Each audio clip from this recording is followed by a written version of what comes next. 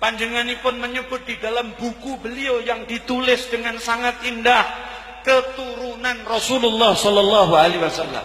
Beliau menyebut para habaib adalah pewaris dzatiyah Rasulullah sallallahu alaihi wasallam.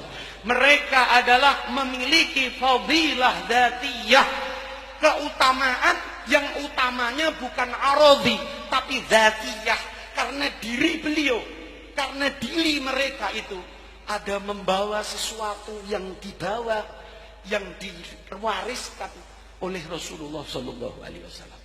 Bahwa mereka keturunan Rasulullah itu memiliki zatiyah, satu potong kit'ah dari sisi Rasulullah sallallahu alaihi wasallam yang kita Ahlus Sunnah wal Jamaah yakin kebenaran hal itu, karena Rasulullah dawuh wonten ing pinten-pinten hadis ingkang sangat mu'tamad kesahihanipun.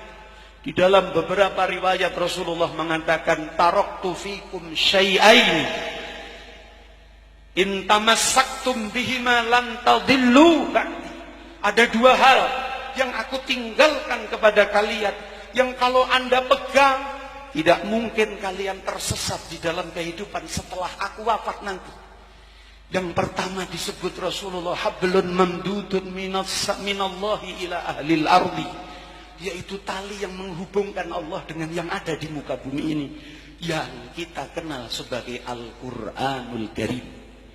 Dan yang kedua adalah itrati ahli baiti, itrati ala baiti, yaitu keturunan-keturunanku, yang Rasulullah sallallahu alaihi wasallam menyebut dalam hadis tersebut, wa huwa shadiqul masduq la yantiqu 'anil hawa. Pasti benar yang beliau sampaikan, tidak mungkin salah. Beliau mengatakan la yatafarraqa hatta yarida 'alayyal haud. Tidak mungkin kedua hal itu berpisah selamanya sampai mereka mendatangiku di Haudul Kautsar, yaitu di Telaga Kautsar. Nek jenengan podo-podo akidah Ahlus Sunnah wal Jamaah, Kanjeng Nabi kagungan haud. Haudnya Rasulullah terletak setelah ada di dalam sirat, atau setelah terbebas dari urusan ngewat wonten teng siratal mustaqim. Di situ ada haud yang panjangnya sepanjang langit dan bumi ini, yang airnya lebih abyad, lebih putih daripada susu, yang ahla minal asal, yang lebih manis daripada madu. Kanjeng Nabi mengatakan, anak putuku tak tunggu nongkono. Mereka itu adalah orang yang telah ditentukan di Lauhil Mahfuz menjadi pilihan Allah sebagai penerus, pembawa fadilah dzatiyah, pembawa zat, pembawa bagian dari diri Rasulullah sallallahu alaihi wasallam. Untuk apa mereka ada di muka bumi ini? Rasulullah mengatakan, an-nujumu amanun li ahli sama.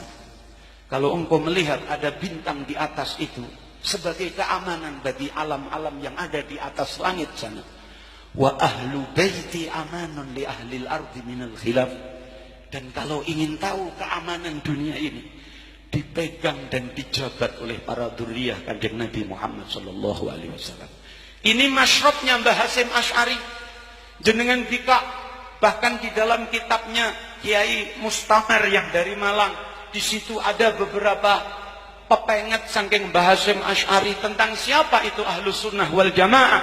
Beliau merumuskan tentang muttafiqul ara, bahwa orang-orang Islam di Jawa ini sepakat dalam satu pendapat. Di antara yang disepakati dalam urusan teologi, kata Mbah Hasyim Asy'ari, kata dalam urusan bab keyakinan akidah, mengikuti madhabnya Imam Asy'ari.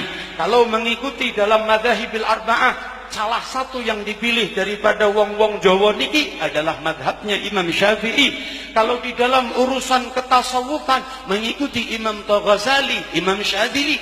Dan lalu Imam Bahyai Hasyim Asy'ari mengatakan, mereka sepakat pendapat di dalam mahabbah kepada ahli baiti Rasulullah sallallahu alaihi wasallam wal auliya was solihin. Kita piyambak kitabe, di situ Mbah Hasyim Asy'ari menyebutkan cinta kepada ahlu baiti Rasulullah di nomor satu kan. Baru kemudian aulia, baru kemudian orang-orang soleh.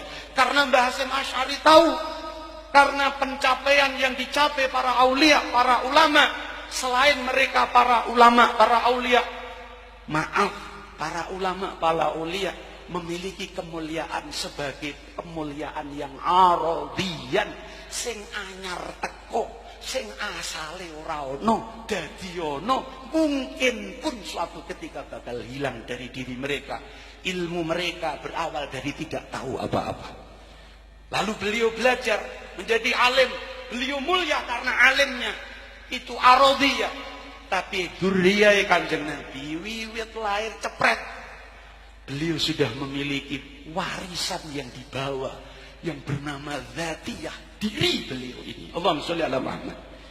Hati-hati kalau sekarang NU dibenturkan dengan bahasa. Hati-hati ojo ngerembuk Habib ndak dikira Syiah. Hati-hati kalau kita berguru dengan para habaib dikira Syiah. Kalau Anda mengatakan dikira Syiah, maka bagaimana Anda bisa aman kehidupan ini? Karena pejabat daripada keamanan ini dipegang para habaib kita. Kalau NU belajar untuk memusuhi para habaib, kata Mbah Yai Maimun Zubair, pernah disampaikan di majelisnya Habib Syekh bin Abdul Qadir As-Segaf, saya dengar langsung.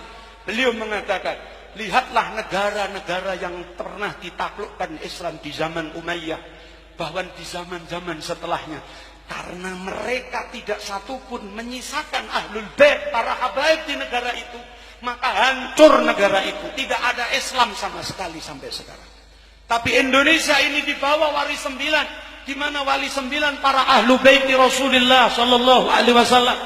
Lalu ahlu 9 mengokohkan akidahnya, diterima pula oleh Mbah Hasyim Asy'ari lewat jalur keilmuannya. Sampai sekarang orang NU wajib cinta kepada ahlu bait Rasulullah sallallahu alaihi wasallam. Panjenengan bika wonten teng Al-Manhajus Sawi, panjenenganipun Ibnu Hajar Al-Haytami, tokoh di dalam urusan madhab Syafi'i. Ketika beliau ditanya, wahai Ibnu Hajar, kalau saya ketemu ada satu rombongan, di situ ada Habib yang masih kecil, lalu banyak agabirul ulama, wali-wali ulama besar di tempat itu, siapa yang aku dahului untuk menyalami mereka? Jawabanipun Ibnu Hajar Al-Haytami, dahulukanlah para habaib walaupun mereka masih kecil. Kenapa? Karena mengikuti dawuh Kanjeng Nabi sallallahu alaihi wasallam, qaddimu Quraisy, dahulukanlah para pewaris-pewaris Bani Quraisy, yaitu para dzurriyyah Kanjeng Nabi sallallahu alaihi wasallam. Malam ini yang pertama saya ingin sampaikan adalah pelajaran kita bagaimana Mbah Hasyim Asy'ari mencontohkan kepada murid-muridnya sekelas Mbah Yai Umar ini, yang beliau secara talaqi langsung pernah menjadi muridnya Mbah Hasyim Asy'ari. Beliau mencontohkan kembali kepada kita tentang ta'alluq kita, i'timad kita, bahwa Kanjeng Nabi bukan hanya mewariskan ilmu saja. Kanjeng Nabi mewariskan fadilah dzatiyah, mewariskan zat yang sebagai pengaman dalam kehidupan kita ini. Semoga para habaib kita dijaga zahiran wa batinan. Semoga kita para pecintanya dikumpul ke Kanjeng Nabi Muhammad sallallahu alaihi wasallam. Karena saat ini mencintai para dzurriyyah seolah-olah dilupa-lupakan. Para kiai-kiai sekarang seolah-olah khawatir saingan, khawatir seolah-olah dengan munculnya para habaib jamaahnya melayu. Saya akan meyakinkan kalian panjenengan, dawuh dari Habib Lutfi perlu sampean tahqiqno kalau tidak percaya. Siapa kiai, siapa ulama yang di dalam urusan berjihad di jalan Allah kok gelem nglungguhke para habaib, gelem duduhke umat kepada para habaib?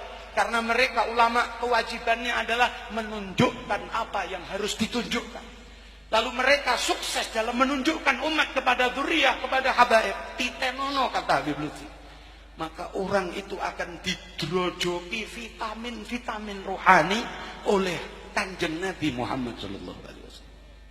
Saya wasiatkan kepada pribadi saya, termasuk apa yang saya temukan di malam ini. Jenengan sing gadah jamaah masih wong telung glintir sing nomor papate din ra ketok. Tolong datangkanlah para habaib di majelis kita, walau sekali, seperti Mbah Umar seperti ini. Agar apa? agar kehidupan kita, seanak putu kita diparingi aman, nyaman.